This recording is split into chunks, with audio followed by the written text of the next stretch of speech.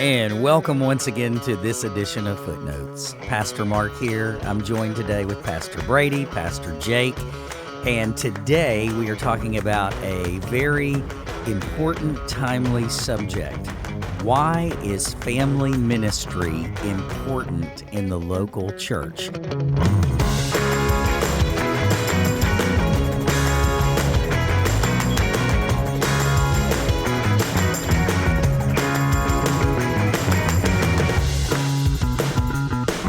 Now, guys, before we get into that, somebody might even say, what is a family pastor or a family minister?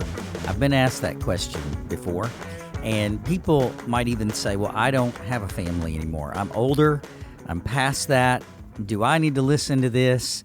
Absolutely. This is for the whole church body. It's beneficial.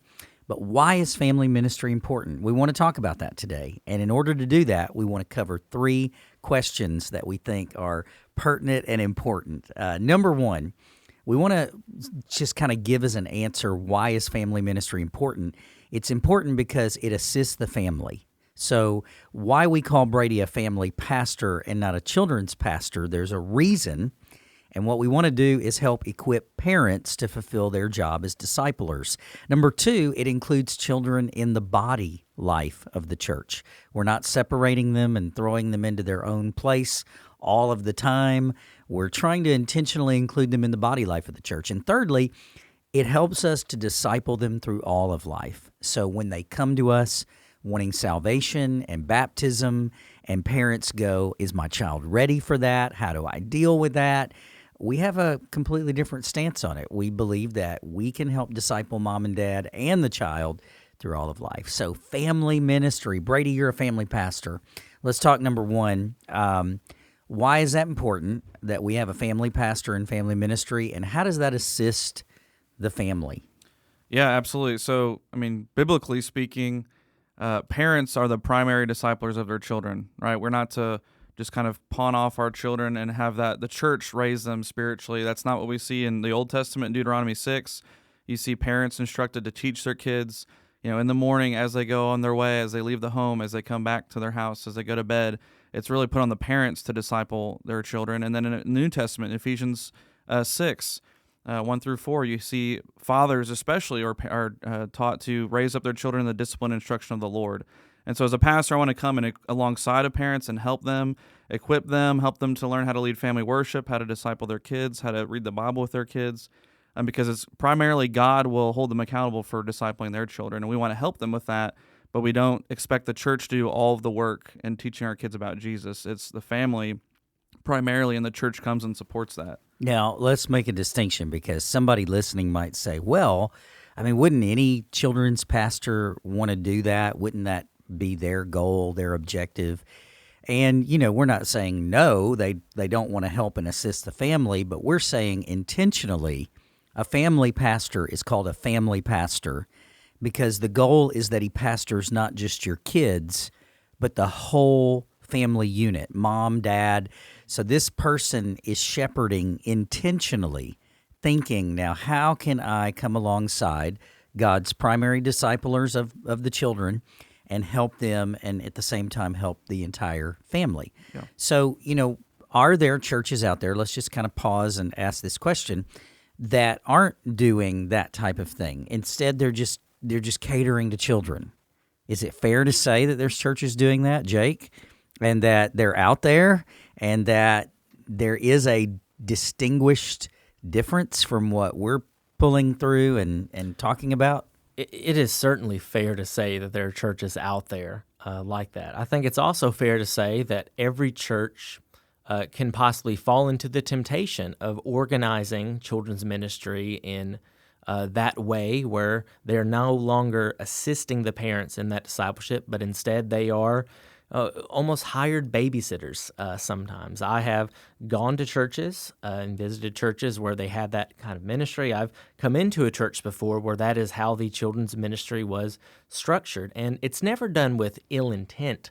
It's usually done by really well-meaning people who are simply trying to give parents a break, who are trying to serve them, But if you don't have a pastor over that, and if you don't have someone who's really thought and prayed it through on what is the best thing for families, again, the temptation is, well, you know what, all the kids would really like it if we just played dodgeball every week, and we'll just make it fun, entertaining. And I know some people who are in children's ministry, and they have almost zero interaction with the parents. And one thing that I thought we intentionally did this last year, which was hugely beneficial, not only for the parents, but also just as a teaching moment for the whole church, is that, of course, Pastor Brady spoke on parenting throughout the summer on our Wednesday night series. So instead of him instructing the children during the summer on Wednesday nights, he was actually teaching all of the parents and grandparents and soon-to-be parents on biblical parenting. And I think that intentionality is really what separates it. And I think that was one of the most beneficial things that we've done as far as teaching our people the difference between children's ministry and family ministry. Right, because if you grew up like I did in the 70s and 80s, to have a children's pastor at a church, and Broadway had a number of children's pastors that were great, wonderful, godly men. I mean, they did great things, and I think about them fondly. I'm not thinking of them negatively at all, pointing any fingers. It was just a different time. And back in those days, number one, if you had a paid children's pastor, you were in the top, 10 percentile of churches, because most of that was volunteer. Most of that was done by the body. But the kind of general prevailing attitude then was, well, let's just have something to, A, reach the kids, right? So our goal, we want to reach them, not a bad goal.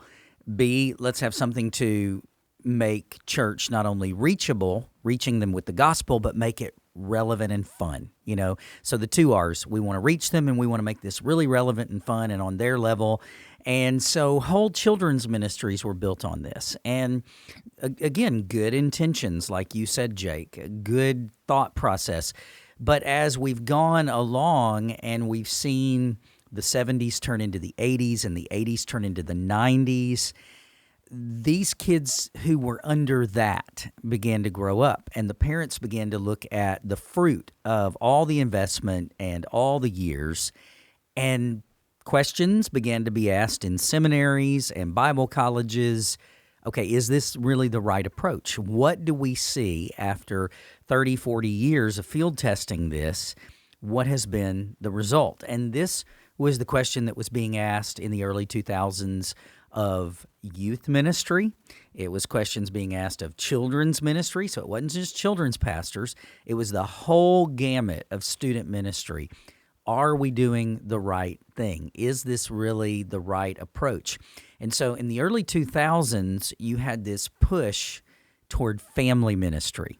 And I remember Vodi Bakum wrote a book called Family Driven Faith. I remember that Timothy from Southern Seminary. Paul Jones. Timothy Paul Jones. And I should know that because I went on a cruise and spoke where he spoke twice, and he's a very nice guy. He wrote a book, Family Ministry Field Guide, and I think he started out with a book prior to that. You had other guys that were weighing in. Even before those guys, there were some books that were put out by youth ministries, youth specialties, that was talking about the need to look at family-friendly youth ministry. So far back, I mean, we're talking 20, 25 years, people started kind of figuring this out.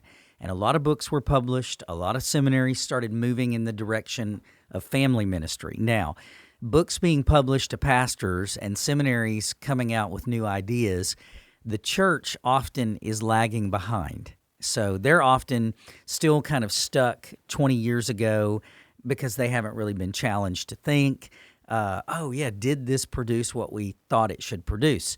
And so now, churches are getting these new guys coming in saying, hey, I'm not a children's pastor, I'm a family pastor, I'm not a youth pastor necessarily.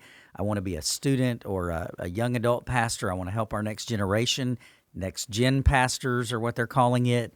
Now, the name is not just a name change.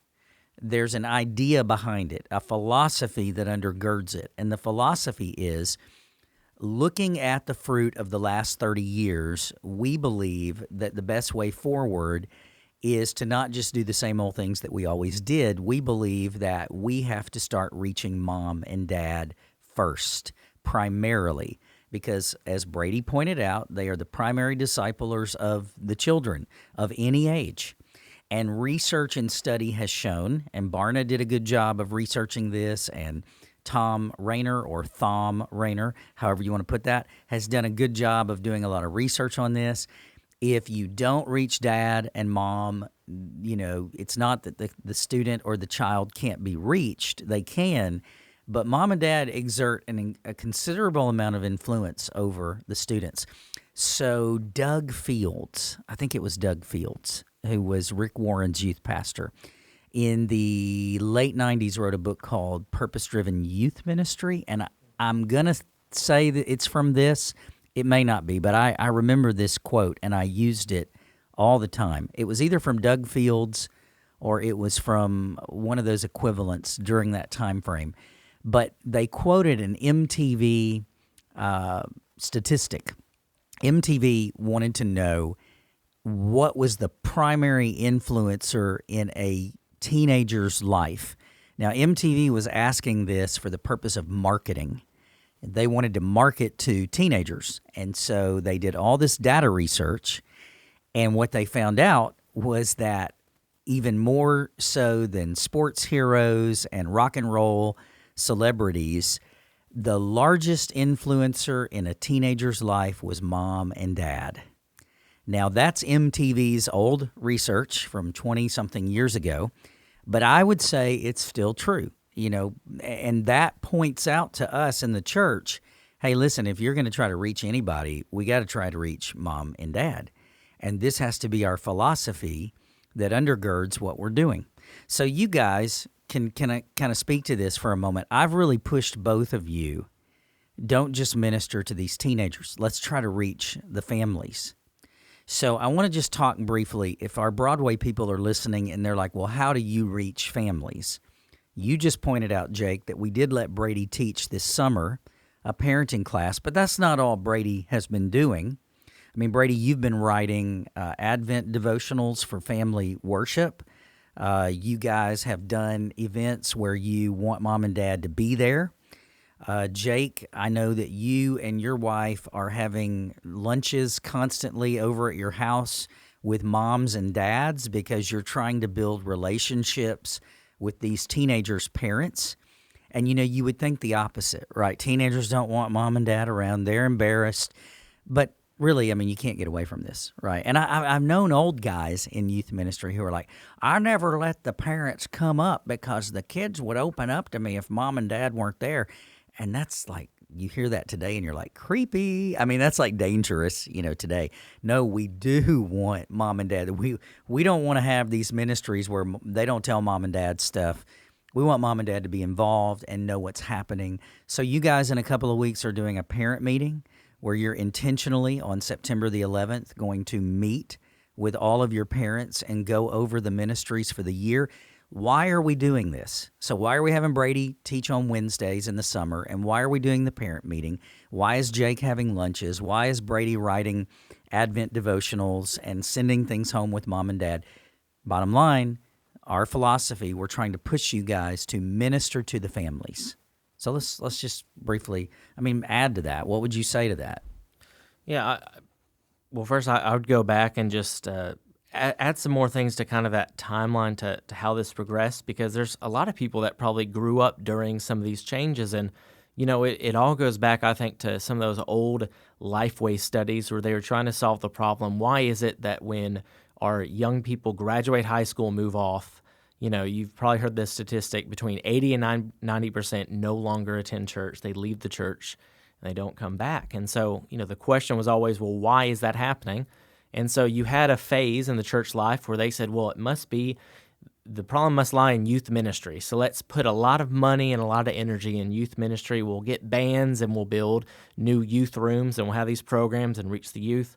And, tried that for about 10 years and that didn't solve the problem. And so they said, well, now let's focus on children's ministry. It must be in children's ministry. And so that's when you had a lot of money going in children's ministry. You had churches building new children complexes and playgrounds indoors and all these things. And what we're learning is, well, no, really the most beneficial way for us to really help our young people grow up in the Lord, help them really actually get saved and grow and continue in the faith is, well, we got to reach the parents, because parents having these kind of conversations and parents discipling their children, it's just going to have far more impact than we'll ever be able to do. And so what I often tell parents during these lunches and during these meetings, and something that we'll bring up in the upcoming parent meeting on September 11th is, what the truth is, like this last Wednesday night, I had all the youth in that room for an hour. But, you have between 40 and 50 youth in that room, and I'm just one person. I cannot have a real, intentional, spiritual, deep conversation with every single one of those youth. And I only get them every Wednesday night for an hour. If I get them an hour on Wednesday, an hour on Sunday, like that's just, if I only had a single youth, I have a total of 2 hours to really have a good, in-depth spiritual conversation. The truth is the parents have infinitely more influence than we do. And so that's something I would just say, if we just take a step back and think about how many youth we have, how much time do we actually have to pour into them and have conversations. We're just trying to invest our time and effort and our energy where we're going to have the most interest, where we're going to have the most payoff for what we're doing. And I think all the studies and all the books and all the statistics show that investing in your families and helping them be the primary disciple makers of their children and their youth seems to be the most effective method.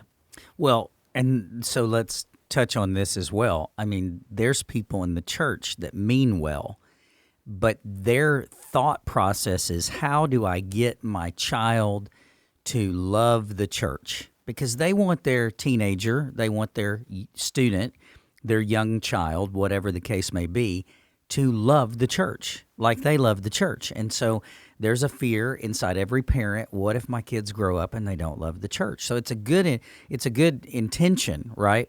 But a lot of parents believe, okay, the answer to how do I get my kids to love the church is we've got to make church fun and funny and relevant and give them what they want. And that is a backfiring solution. That is not going to work. What your children really need to see, parents, and you've got to embrace this, they have got to see genuine faith in you. Dr. B. Gray Allison, who is one of my heroes, he and I are about the same size. He was the president of Mid-America Baptist Theological Seminary for years and years and years. And Dr. Gray used to look at us pastors in seminary, and he would say, man, he talked like this. He was from southern Louisiana, Ida, Louisiana. He'd say, men, he said, if you don't, they won't. He'd always have these little phrases, He taught Adrian Rogers. Adrian always had these phrases. And so Dr. Gray would say, if you don't, they won't. About anything. So, pastor, if you're not witnessing, they're not going to witness. That was primarily the context, because he taught personal evangelism. But, it's the same way with parents. If you think, okay, the answer is I got to make this fun for my kid, and we got to have a fun Sunday school class, and we got to make this all relevant. Okay, some of that is legitimate. We're not saying it's wrong to have a youth center or a children's wing. I mean, we want those things. Those are good things. You don't want to be boring. Yeah, you don't want to be boring. Martin Lloyd-Jones, the great doctor and pastor, said it's a sin for a preacher to be boring. And I cannot agree more wholeheartedly. You don't want to be boring intentionally. But at the same vein, I mean, really, if our children see a sincerity of faith in us, they may reject that. They may disagree with us when they're 30. We can't control that. But one thing is certain, it will not be because they looked in our home and saw us and saw hypocrisy. They will look in the home and say, yeah, my parents weren't perfect. Nobody's perfect. You grow up and realize that. Nobody's perfect. Yeah, my parents didn't do everything right. But I'm going to tell you this, even though they weren't perfect and they didn't do everything right, my parents sincerely loved Jesus to the best of their ability, and they made sure we were in church. And we might not have wanted to be there, but we were there. And we were in that pew every time mom and dad said you're going to be there, and that makes the difference right there. It doesn't matter if the class is fun and relevant, so to speak. I mean, what's most important is mom and dad have got to embrace that God has given me the responsibility to disciple my children. It is a heavy task. So how can I as a parent do that? Well, yeah, every parent listening to this is feeling overwhelmed. That's why you have the church. That's why you have these pastors who are on staff paid to think, how can I come and support you? How can I come and help you do what God has called you to do? And I still think we face this residually here at Broadway. There's people, they're like, I just got to have more fun. We got to do this. My kid doesn't want to come. Well, what I would say to every parent, and you can hate me now or hate me later, but I would say, as long as my kid lives in my house and I'm paying for the stuff, you're going to come to church. And that's not an option. And my children know that. There have been days my kids, do we have to go to church? Yes. Why? Because you're the pastor? No, because you live in my house. And as long as I'm paying your bills, you will go to church. Now, you may not like it, and that's not my business, but you're going to be there. And I think if we had more parents say that, and they made it a priority, and they said, you know what, I don't care if you don't like this or that or the other. The point is you're in my house, and you're my child, and this is what I've deemed most important for you. I'm the leader. I'm the father. You are not the leader. And I think when we do that, we teach our children submission to authority. All their life, they're going to have to do things they don't like. They're going to have to go to class that they don't like. They're going to have to be under bosses that they don't like. You know what? Suck it up, buttercup. I mean, that's life. It's not all about always being entertained and I'm bored and this is not fun. And we have to teach that. There's a place where mom and dad must lead, and I think it comes in here. So, I think a lot of times we wrongly kind of assume. Now, again, I don't want to just throw everything out here. I mean, youth ministry was a valuable part of my growing up in my life. Huge part. I mean, the people that were in youth ministry were just phenomenally investing in me, and I'm who I am today because of that. And so we certainly need it.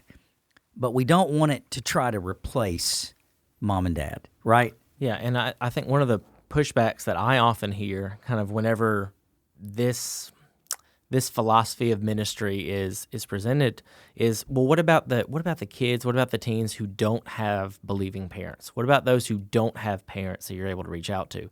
And, I'd like to say as someone who grew up in that kind of family, whose parents did not come to church, I was always by myself, I just want to encourage everyone, one of the most beneficial things for me growing up in the church, having to bring myself to the church, was seeing parents involved with their children, because that gave me a model to look at, because I didn't have that model of a functional Christian family in my own home.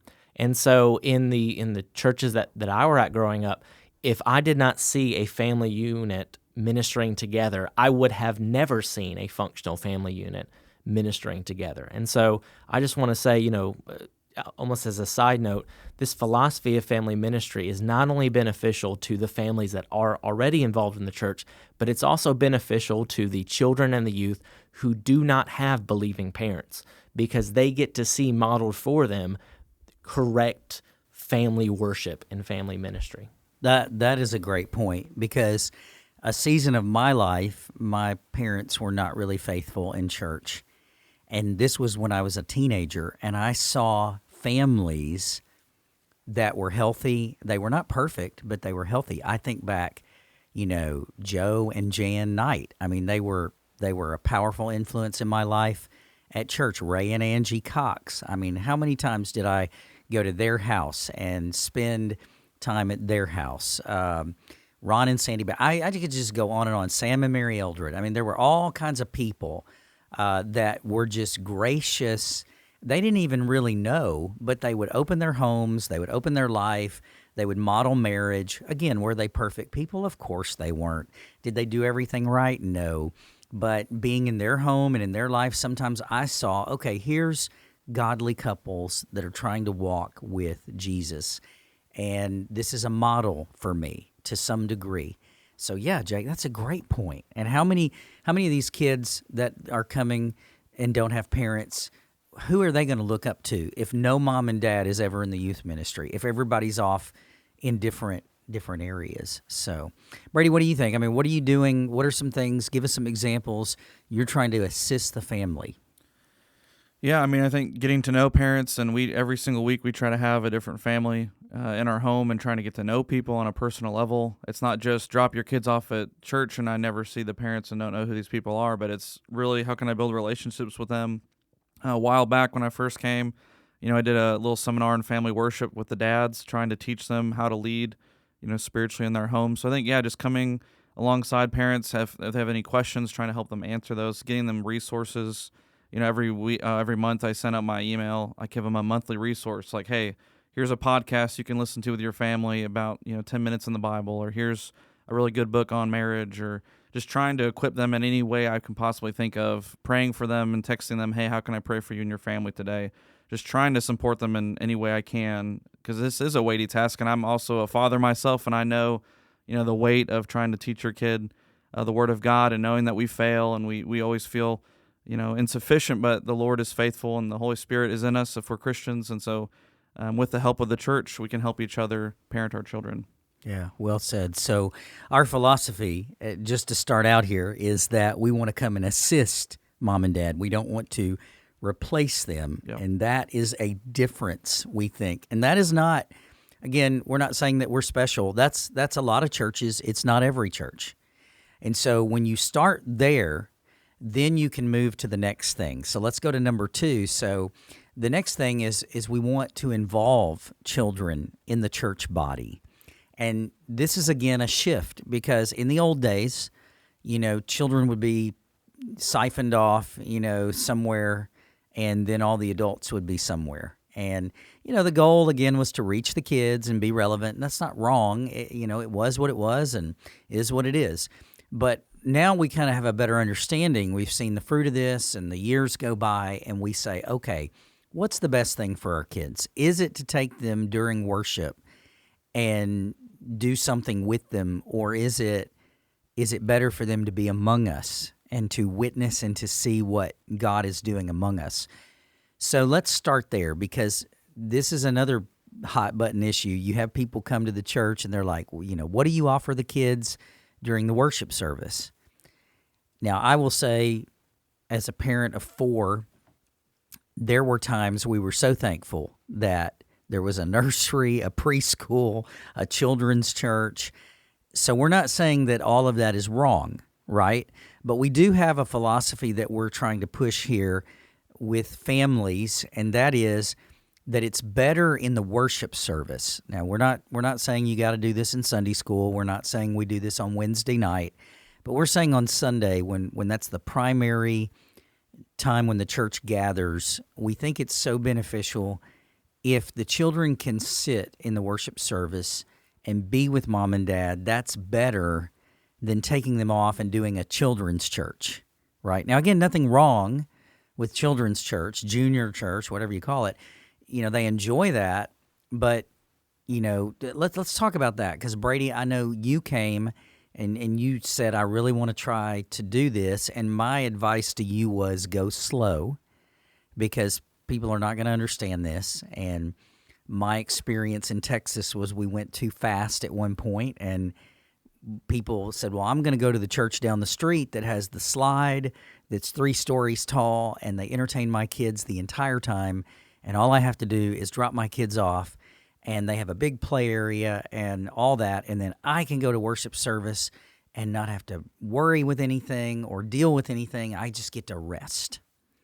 And that was kind of the charge leveled against us as a church. Look what you've done. What have you done? In fact, I'll tell you this story. My wife was getting her hair cut. This was right after we had made the decision that we were going to end children's church after a certain age. Okay, so we didn't get rid of it completely, but we said after this age, we're going to ask them to come in the worship service. And this lady was cutting my wife's hair, and my wife was asking her where she went to church, and she said, well, I was going over here to this church, which was our church. She didn't know who my wife was. And she said, but you know what? They made the dumbest decision in the whole world. She said, they got rid of their children's church. And she's like, so we're not going back there anymore. We're going over here across town to the fun, 3-story slide church. And my wife said, I just prayed the whole time in the chair that she didn't ask me what you did. So I've lived that. So my advice to you, Brady, when you said, hey, I really want to try to get these kids more in the worship service, I said, go slow. So let's talk about that.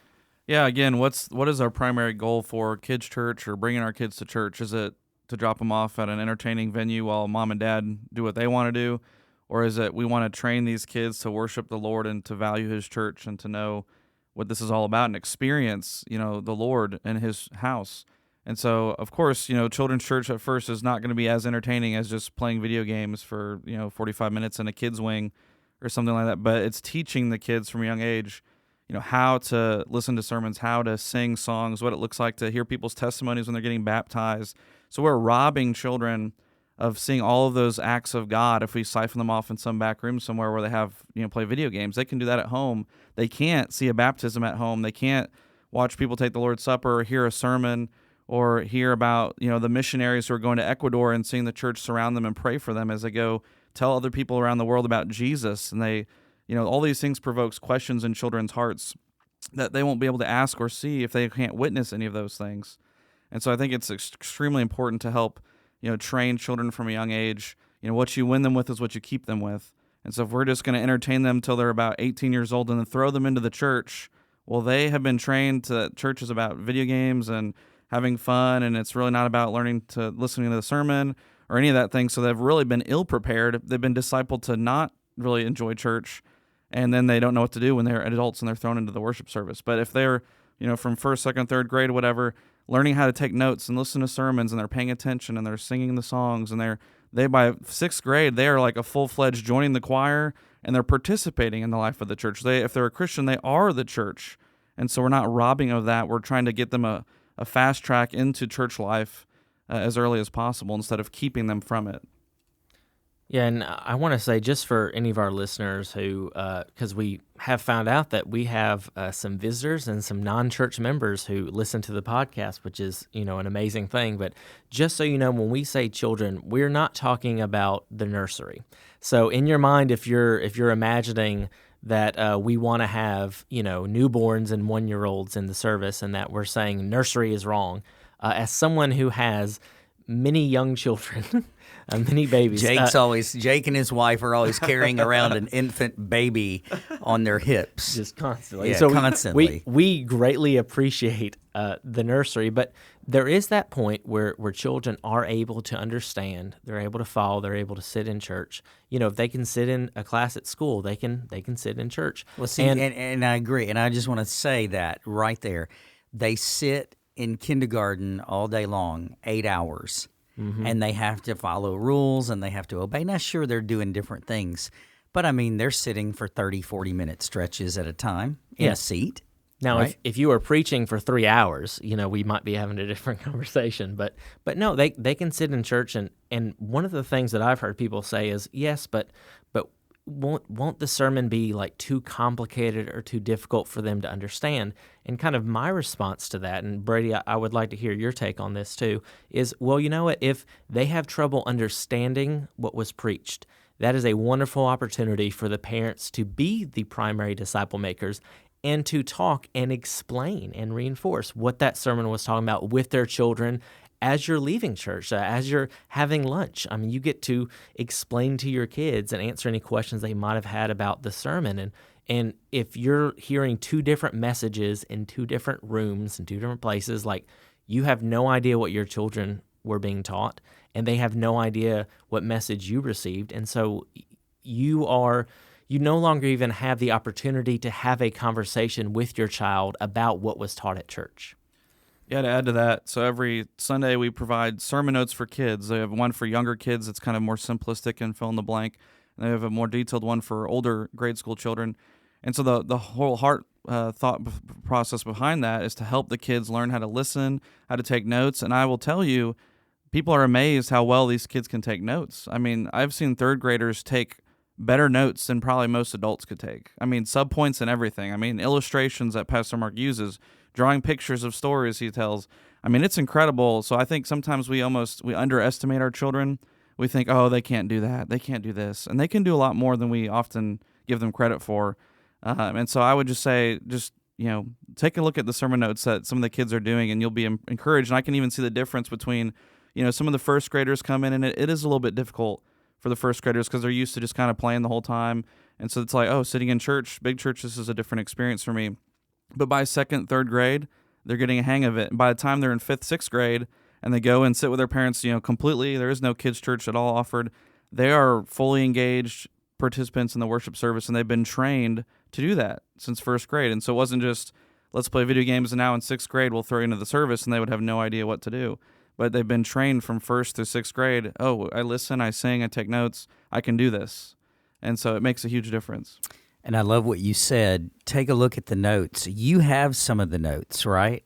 Now, this might be an impossibility, and I may be throwing a loop to the tech guys, but I wish with this podcast at the bottom, somebody could put like an example of one of the notes of the kids in our church who took notes. They can do it. And listen, if you don't think that your kid can do it, if all the barriers that you believe about your kids, well, they can't sit still. Watch them play a video game for 8 hours and never move, and then ask yourself, how is it they sat still for 8 hours, tuned the whole world out, and played a video game? Okay, so they can sit still. It's just they don't want to. Secondly, you say, oh, they can't understand. Okay, how many of our kids know things about computers and technology and complicated issues that we do not know or understand? My kids are always going, Dad, do this with the iPad. And I'm like, how did you figure that out? Who told you this? And, what they build in Roblox or whatever it's called, and what they put together, my mind is like blown. Kids are smart. We all know they're smart. If we don't know how to operate a computer, we go to a kid. We don't go to our spouse. We say, let's see if the kids know how to do this, because they can comprehend. Their brains are massively growing, and they can remember things. So my wife used to put it like this. She said, I think kids are like concrete. And when they're young, it's wet concrete, and it's not yet dried. But the older they get, the harder and more dry they become. So the question that a parent has to ask, when is the right time to introduce my child to a service?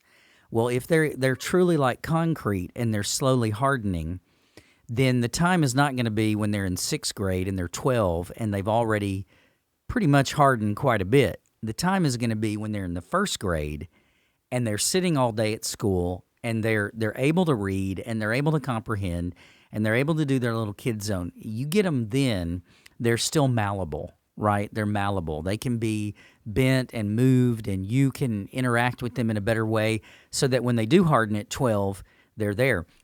Case in point to that, so when we came here to Broadway, my kids had never had a children's church option. That wasn't on the table at Texas, and they just weren't used to it. They would sit in the service, and they did pretty good. I mean, my wife will give stories of how there were days where she heard nothing in the sermon.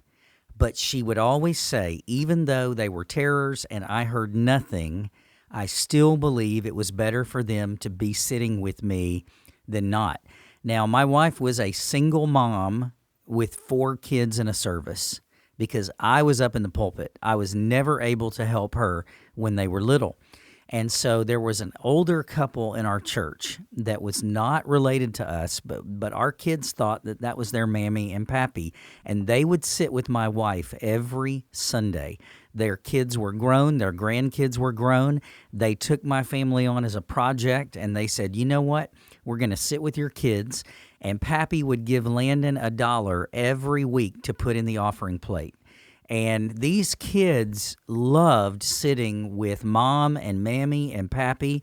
They loved getting that $1. They loved, they would help discipline. Now sit still, And my kids knew if Mom says, something about you in the service, Dad's going to spank you when we get home.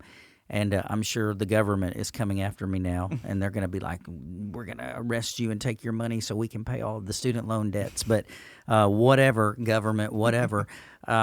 Just remember, once we rose up against the most powerful government in all the world and the most powerful military in all the world, and we won. And so just remember that. People say, you don't need military-grade weapons. Yes, you do, because we fought the military for our independence. End of rant. Okay, so trust me, it'll be the military that we fight the second time. It was the British Army the first time, but you know, we'd say we're going to take you home, we're going to spank you, you know, I'm going to deal with you because this is what has to happen, and I've not always been perfect at that. My wife will say, "Well, you forgot to spank X, Y, or Z," and I'm like, all right, I'll spank them. And so I did, and I would. And so, you know, we just tried to work with our children. Now, the point of all that, when we came to Broadway, I was excited because there was a children's church.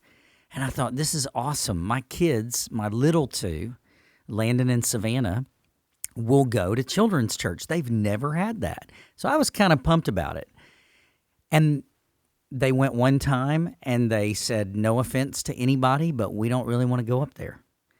And I couldn't fathom this. And so we talked about it. The family talked. Why do they not want to go up there? And my wife said, honey, this is not what they're used to. They are used to sitting with me, and they want to sit with me. And I like them sitting with me. And so for my kids, I'm not saying they're perfect. I'm not saying they do everything right. I mean, sometimes they're a holy terror on the pew, right? They embarrass mom, and we have to spank them later. But I'm telling you, they have been trained since childhood. We go in the service, and so that's what we prefer. And so it can work. It can work. And trust me, I got two little ones that are wiggly squiggly and full of energy. I mean, it can work, you know. You just have to be committed to it. Any other thoughts on that? No, I just think it's, well, I'll add this. You know, there's a famous verse where Jesus says, let the little children come to me. And sometimes we apply that verse in certain situations, but I think it can also be implied when it comes to children's church, because the context of that story is he's preaching, he's delivering the message, he's explaining God's word to people, to crowds. And the reaction of some people were, well, let's get all the little children out of here. Well, if we believe that God's word is true and powerful and sharper than any two-edged sword, and we also believe that it's possible for a child to come to salvation, why in the world would we want to remove our children from hearing God's word delivered by a pastor that God has called to our local church? And that's something that I think sometimes we forget in all the nuances of saying, do children's church, do we put them in this room? Like, when do we move them? And sometimes I think we just need to take a step back and say, well, if Jesus was preaching a sermon at our church, wouldn't we want our children to be in that service? Yeah, and that's why we do simple things like, here's our page number. If you don't know where this is at, here's a Bible for you. Here's a kids zone that you can color. You know, everything else. We try to do points in the sermon. Why? Well, because we know kids are there. And so if they're going to follow along, this has got to be simple. It can't be so over the top that people can't follow it, you know? So well, even in the illustrations you use, I feel often you talk about, you know, a family vacation that went wrong or something, and the kids immediately connect with that. They've been on vacation. They've seen dad upset because they missed the bus or something. Yeah. And so they immediately relate to that. And so I think even when we preach as preachers, we want to keep children in mind in our illustrations and our points and apply the message even to kids. And I think we all try to do that. Yeah, that's good. All right, let's now go to the third question, or the third point. Not question, but the question is, why family ministry? Why is family ministry important? Why are we committed to it? We've said we want to come alongside. We want to include the children in the body of Christ. And now, thirdly, we want to disciple them through all of life. And the discipleship process begins, I would say, even when they're lost. I mean, we're discipling them as children in preschool. We're discipling them in Wednesday night ministry. We're discipling them with catechisms. And we're going into all the world. We're teaching them, and then we're hoping they obey, right? So we're hoping they become believers. And in the process of discipleship, it often comes up, parents want to know, okay, I think my child is ready for baptism. And baptism is their entrance officially into the local church as a member, and then it's significant because it's that marker, much like your wedding is a marker of the day that you got married. It's not your marriage, but it's the marker of when it began. Baptism is that public expression of salvation. And so a lot of parents struggle here, and we want to talk about discipling. We want to disciple children in all phases of life. And so we start with helping parents lead them to Christ, but also helping parents in the process of bringing them into the church through baptism. So let's talk about that for a moment, because a lot of parents are like, how do I know my child is ready to be baptized? Yeah, I think one big thing to this question is, what is faith? And I think sometimes we think faith is just merely mental assent. If you can repeat back to me a few facts about who Jesus is and what sin is, and you prayed this prayer one time, then that's all that faith is. It's just kind of these facts.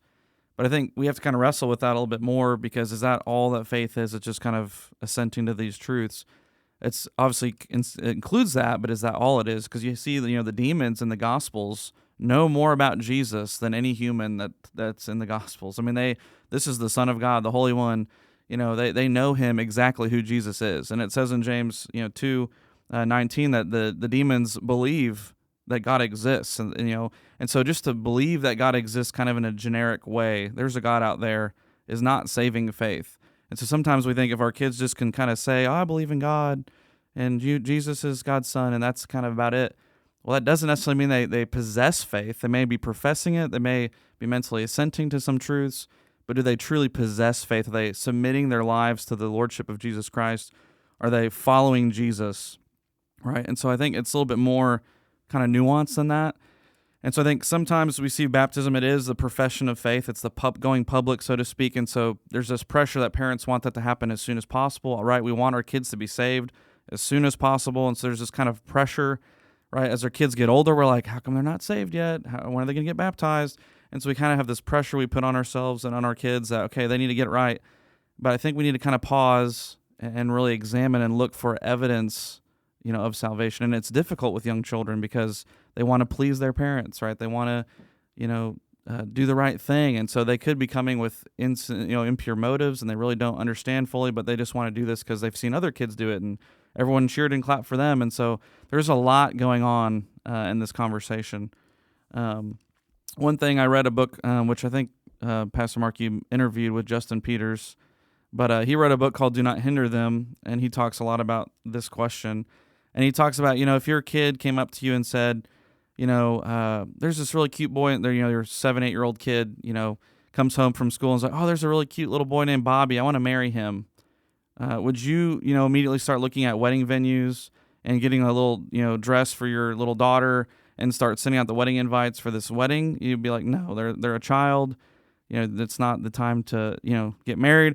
If your, kid, we don't have our kids vote in elections. They can't, get jobs till a certain age. They can't serve in the military. There's all these things because they're not fully, formed yet. But yet the most important decision in the world, them following Christ, we just kind of off the cuff, we don't even blink. Like, okay, cool. And I'm not saying kids cannot get saved. God can save anyone. But there needs to be some kind of caution and some wisdom and patience here, where in no other area of life do we just say a kid says one thing and we're like, all right, let's go. So we need to pause and we need to look for fruit. And so some fruit, I think, we should look through in our kids' lives, not just a mental assent of some facts about Jesus, but do they have a love for God, a love for God that just seems genuine, that they love God, they love his people? Is there a love for others? If your kid says that they're a Christian, is there any difference in how they treat their siblings? Is it the same exact thing, or is it, since they've made a profession, that they really do seem to love their siblings in a deeper way than they haven't before? Is there a love for God's word? Do you find your kid reading their Bible on their own? Or is it always, hey, you need to read your Bible. Hey, you need to read your Bible. Do they follow along when there's preaching? Are they listening? Are they involved in the service? Or are they just checked out the whole time? Is there an increasing discernment? Do you see them understanding spiritual truths that they may not understood before they professed faith, but now they're starting to understand some truths that, an unbeliever may not understand? Is there an obedience? Do they obey you? I mean, like Pastor Mark, you talked about, I mean, children show if they obey their parents, they're obeying the Lord. If they're not obeying their parents, they are disobeying the Lord. So if someone says, I believe in Jesus, but then they're just completely disobedient all the time, their life is not matching what their words are saying. And so there's a disconnect there. Not perfectly, right? No kid's perfect. But is there a desire to obey? 6, is there, fruit of the Holy Spirit in Galatians 5, right? Is there love, joy, peace, patience, kindness, goodness, faithfulness, gentleness, self-control? Are those things manifesting in your kid's life to a degree that you didn't see before? And then 7th is godly sorrow over sin. Is your kid who professes to be a Christian repent of their sin? Do they come confessing sin to you freely, or do you catch them constantly in the act and they try to hide their sin constantly, or are they coming to you and confessing their sin? And so those are just 7 things I think I would encourage parents to, okay, your kid has professed faith, they've maybe said this prayer, okay, but just pause and let's look for fruit, right? Let's look for not just the profession of faith, but the possession of faith, evidence that they truly have been born again. Yeah, that's good. Those are good markers. And I just want to say, because there's always people out there that take things different ways. Like there's going to be one parent that's like, I've got to see all 7 of those perfectly in my child before I let them get baptized. And I'm going to tell you that you're probably never going to see all of these in your child. If you were to look at the apostles, you would have thought by fruit that Judas was perhaps a true believer, and yet we know that he was not a believer. We don't know anybody's heart, and we want to be very careful, but we do want to say look for fruit to the best of your ability and try to discern the best way that you can. And what I see, a lot of parents, they're so terrified, and let's talk about this, and this is a good thing. They believe in hell, they believe in the reality of heaven, and they do not want their most precious earthly possessions, their children who have been given to them by God, to enter into hell. And so with good intentions, they put the pressure on the child. You got to just say this prayer. You got to get saved. You got to get baptized. Again, very good intentions. Well, when a church comes along and says, pause, it's almost like a disconnect. So I had a person tell me, I remember in Texas, there was this guy, he was a grandfather. His own children didn't really come to church. And, of course, he was grieved about that. He wanted them to be more committed, but they didn't come. So he had 2 little grandchildren, 2 little boys, and they would come with him to church. And these boys were like 4 and 6, very young. Didn't you could tell, they only came to the worship service. So these kids weren't poured into in the children's ministry. They didn't come to Awana. There's a lot they didn't do. But anyway, these 2 boys, come up at some point and tell Grandpa and Grandma, we want to get baptized. And, of course, Grandma and Grandpa are elated. And so they come to us and say, hey, these 2 kids are ready to get baptized. And so we said, great. We didn't try to hinder them, but we said, we want you to meet with our family pastor. And our family pastor gave them a little booklet to work through and said, why don't you take them through this booklet? This will help you to discern if they are fully comprehending what's going on. Because you guys know when a little kid comes into the pastor's office to talk, they freeze up. I mean, it's like when adults come into the pastor's office to talk, they freeze up. So, a kid, when they're sitting there in front of a pastor and the pastor says, who is Jesus? I mean, who knows what they're going to do? I mean, you can't weigh that. That's a weird moment. You just got to take it with a grain of salt for what it is. A lot of times they'll, the parent will be like, well, go on, tell him what you told me the other night in the den. And I'm thinking, well, number 1, they probably forgot. And number 2, they're probably very intimidated by this whole thing. And so the parent's like, I promise you, he said, transubstantiation and premillennialism was blah, blah, blah, blah, blah. I promise you. And I'm like, well, I'm sure he did, but, we're not going to put a lot of weight on this moment right here, okay? So I always throw it back to the parents, and I say, you know what? You're going to know your child better than I will, and you're the primary discipler even more so than me. So I'm going to have to lob this into your court and let you discern. My job is to help you discern. So I want to help you do that. I'm not here to be the inquisitor of your children and figure out, okay, do they have it? I'm not going to be able to do that in 15 minutes, 30 minutes in my office. So these parents, though, they don't understand that there should be any waiting, right? So maybe we should address this because they feel like, look, my grandkids want to get baptized. So when we asked this guy to take his grandkids through a study, he was offended by this. And he came back later and said, I'm going to go to a church that loves kids. This church doesn't love kids because we wouldn't just instantly baptize his two little children who had told him, I want to get baptized. You know, somebody was telling me the other day, at my mother's church up in so-and-so, after kids camp every year, they baptize like 200 kids, one right after the other. And I'm like, okay, and how many of those kids fully understand what's going on? Now, maybe they all do. But Brady, you have a story about people that you grew up with. Now, this isn't everybody's story. It's not my story, but you've got a story about this. Yeah, I mean, so growing up, I mean, I professed faith, when I was 7, I believe. And then they waited 2 years until I was 9 to baptize me.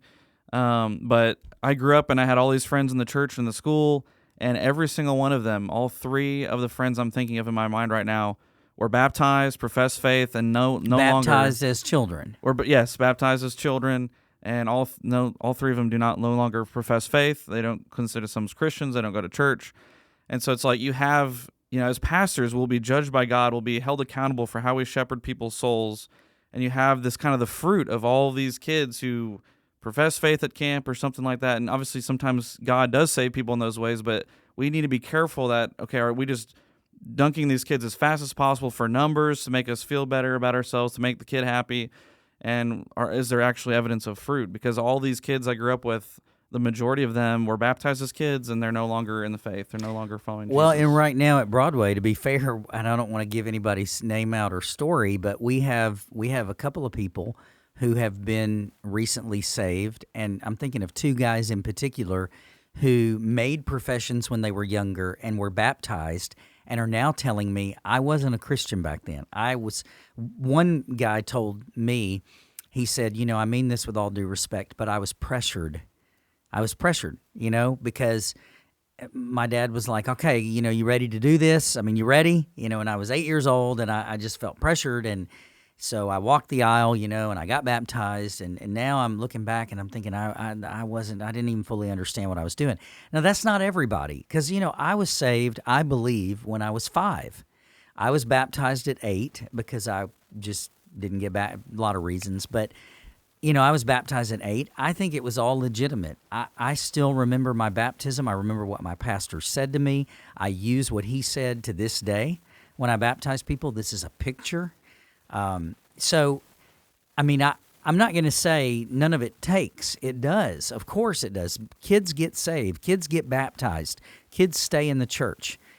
We just can't carte blanche go, okay, well, everybody who just kind of runs around and says, yeah, I'm ready to get baptized.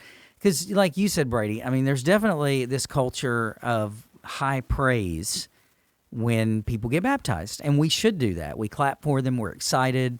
One of the things I do with anybody wanting to get baptized, and to me it's a litmus test, I say, well, then you have to share your testimony publicly. And so we've started doing that. We did that with these last 2 people.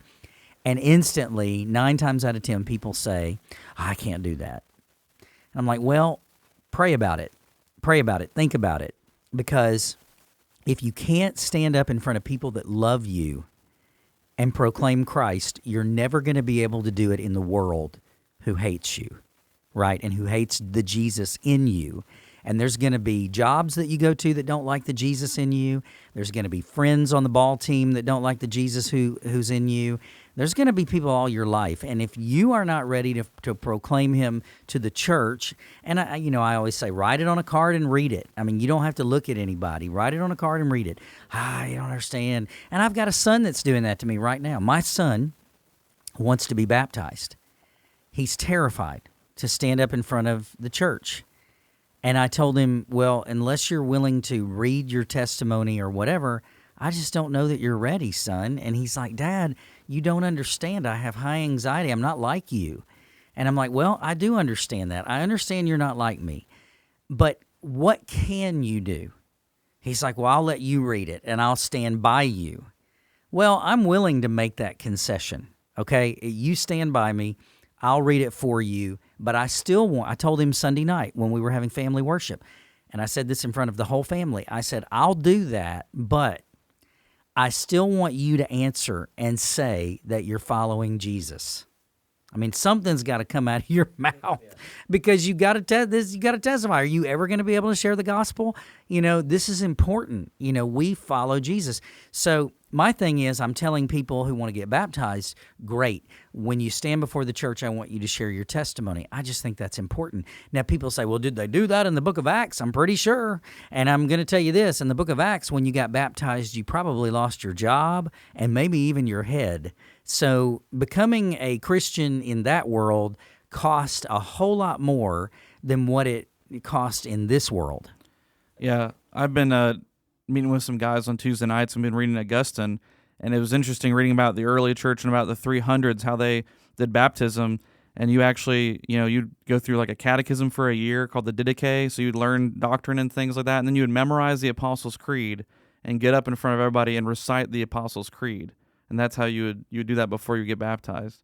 So it's just kind of interesting if you do some history about the history of the church, just how baptism has been practiced, how they've prepared people and they waited and you had to memorize this creed. And I'm not saying that's the only valid way to do baptism, but it's just insightful how Christians in the past have practiced this ordinance of the church. Yeah, and I just want to just go back and clarify a few things. We've talked about how sometimes people might feel pressured, particularly by their parents, to maybe get baptized. And, we want to say, usually we're not saying that anyone is doing this like with ill intent, but, imagine this. Imagine you're all sitting in the worship service and your little child sees someone get baptized and they see the whole church clap for them and they see the whole church cheer. And then they ask you, why is it such a big deal? And you say, because they just gave their life to Jesus and that's amazing and we're going to celebrate and it's awesome. Well, that does put some pressure on the child because they just think, wow, that was such a cool thing. I would love to be able to do that too. I would love for everyone to clap for me, to be able to go and, get in the water like that. It seems like a cool thing to a lot of kids. So sometimes when we say they feel pressured, we don't mean that anyone is like, saying you're going to get baptized this week no matter what. We're saying that sometimes it's that pressure of they see the church celebrating something, they want to be a part of that celebration.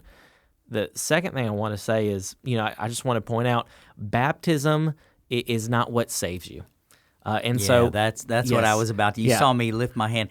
Perfect. Keep talking. Yeah. And the reason I want to point that out is even by Pastor Mark's testimony and Brady's, they were saved, and then there was a period of time before they were baptized. That doesn't mean that if they would have died in between their profession of faith and their baptism, that they would have gone to hell. Salvation occurs, and your baptism is that sign and that picture as you're joining the church later on. It does not save you. So if anyone has that mindset of, well, if my child wants to be baptized and the church is saying, well, let's wait, no one's soul is at risk, because if your child really is saved, they are saved. And even if there is a period of waiting before the baptism, like that's not going to change. And I want to point that out. The last thing I want to say, and this is just coming from... Well, and before you say the last thing, so on that is a great point, a necessary point. Lead your children to Christ. I mean, if they say, I feel like I'm lost, Mom and Dad, what do I do? Share the gospel with them. Share the gospel with them. We're not saying don't share the gospel with your child. If your child professes Christ, great, hallelujah. But then take the 7 steps that Brady's talking about and say, okay, you're young. I just want to make sure you understand this. And maybe wait to make it public. Why? Because they may change their tune, and you don't want them to get baptized at 8 and then come back at 18 and say, I didn't know what I was doing. Yeah, and that is my kind of last and final point, just approaching this from the student ministry perspective. The truth is the majority of salvations, the majority of times I've been able to lead people to the Lord in my ministry, it has occurred with people saying, I thought I was saved when I was 4, 5, 6, 7, 8. I walked down an aisle. There was a VBS, there was a children's camp, there was some event, but now I realize I wasn't really saved. That is not a rare instance. That is almost that is, in my experience, the majority of salvations that occur in student ministry. It's from people that thought they were saved, realized later on that they weren't really saved, and now they're actually giving their lives. And so one of the cautions I would give to parents is, one of the reasons why we want to be careful about that baptism is because if we baptize someone who is not really saved, we are putting an extra burden and a stumbling block that could hinder their future salvation. Like it makes it more difficult, because then there's an extra step in youth ministry or later on in adult ministry. Instead of them thinking, I'm lost, do I want to get saved? Instead, you have to go through that extra step of, well, they have to realize that even though they thought they are saved, they really aren't saved. Then they have to decide that they want to get alive. There's an extra step, an extra burden. And so it is a very dangerous thing for someone to be baptized when they're not really saved. And so I just want everyone to hear just the hearts of all of us pastors, not just here at Broadway, but I'd say I think every pastor has the same heart. We want to maximize the number of people who give their lives to Jesus Christ. We want to maximize salvations. And so part of the reason why we're taking this seriously and talking through this issue is because we don't want to hinder anyone getting saved. And a child being baptized who's not saved will hinder that person from getting genuinely saved later on in life. Yeah, good point. Well, on that note, I think we have fully exhausted the subject, so we will end this wonderful podcast, and we'll say that this podcast was brought to us by, what was it brought to us by today, guys? Come on, you can help me out. Who sponsored this podcast? Bodie Bauckham, right, in his book, Family Ministry Field Guide. Timothy Paul Jones. Who else sponsored this? Lifeway Research Group. Lifeway Research, yes. The guy who left the church in Texas because we didn't love kids. Thank you. All of Brady's friends. All of Brady's friends who are in need of prayer and salvation. Yes, I do have some of those friends as well, and I think we all do, and I think that's inevitable. You know, they grow up and it's like, yeah, do I really believe this? And, you know, you have 40-year-olds that do that, but I think it's the brevity of life. And you start to realize I'm going to die and all this, and I want to live while I'm young. So anyway, well, on that note, we will end our podcast. Thanks for joining us, and we look forward to the next time when we get to keep talking. I've traveled this big world, lonesome.